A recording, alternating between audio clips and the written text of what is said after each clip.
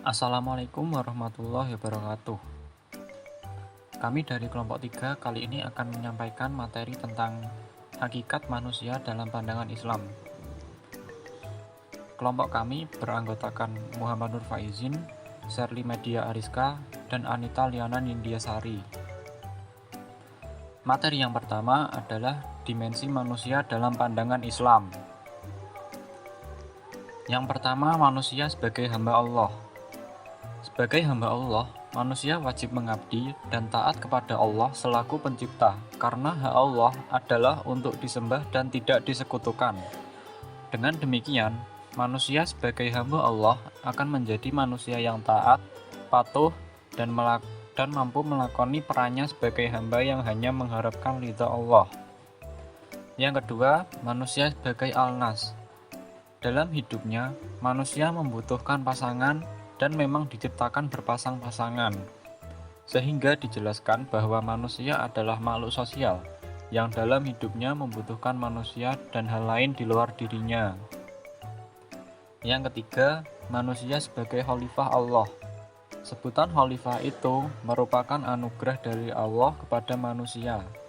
Sebagai khalifah di bumi, manusia mempunyai wewenang untuk memanfaatkan alam atau bumi ini untuk memenuhi kebutuhan hidupnya sekaligus bertanggung jawab terhadap kelestarian alam ini. Yang keempat, manusia sebagai Bani Adam. Sebutan manusia sebagai Bani Adam merujuk kepada berbagai keterangan dalam Al-Quran yang menjelaskan bahwa manusia adalah keturunan Adam dan bukan berasal dari hasil evolusi dari makhluk lain, seperti yang dikemukakan oleh Charles Darwin. Yang kelima, manusia sebagai al-insan.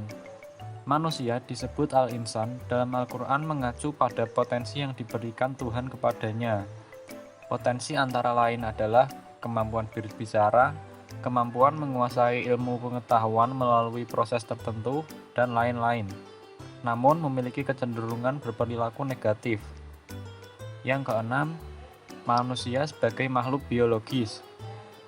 Manusia adalah makhluk jasmaniah yang secara umum terikat kepada kaidah umum makhluk biologis seperti berkembang biak, mengalami fase pertumbuhan dan perkembangan, serta memerlukan makanan untuk hidup, dan pada akhirnya mengalami kematian.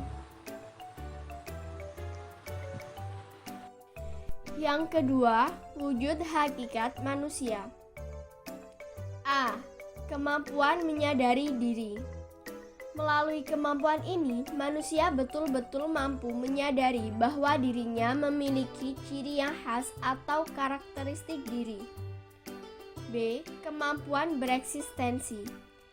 Melalui kemampuan ini, manusia menyadari bahwa dirinya memang ada dan eksis dengan sebenarnya. C. Pemikiran kata hati atau conscience of man. Kata hati akan melahirkan kemampuan untuk membedakan kebaikan dan keburukan. Orang yang memiliki hati nurani yang tajam akan memiliki kecerdasan akal budi, sehingga mampu membuat keputusan yang benar atau yang salah. D. Moral dan aturan.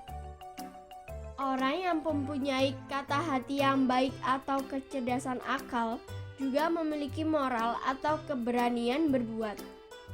Maka seseorang akan bisa disebut memiliki moral yang baik atau tinggi apabila ia mampu mewujudkannya dalam bentuk perbuatan yang sesuai dengan nilai-nilai moral tersebut. E. Kemampuan bertanggung jawab.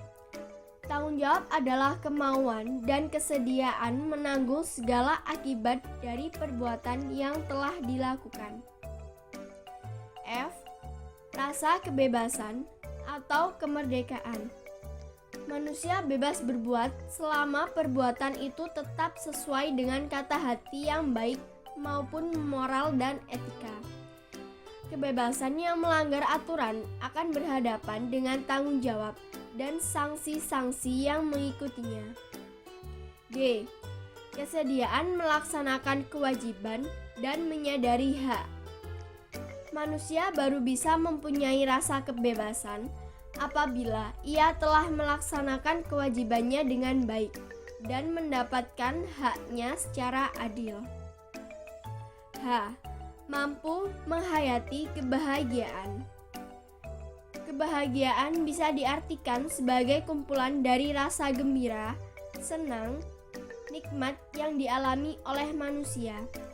Secara umum, orang berpendapat bahwa kebahagiaan itu lebih pada rasa, bukan pikiran. Yang ketiga, potensi manusia menurut Islam dibagi menjadi 4, yakni 1. Potensi naluriah, emosional atau hidayat al-ghariziyat. Potensi ini memiliki beberapa dorongan yang berasal dari dalam diri manusia.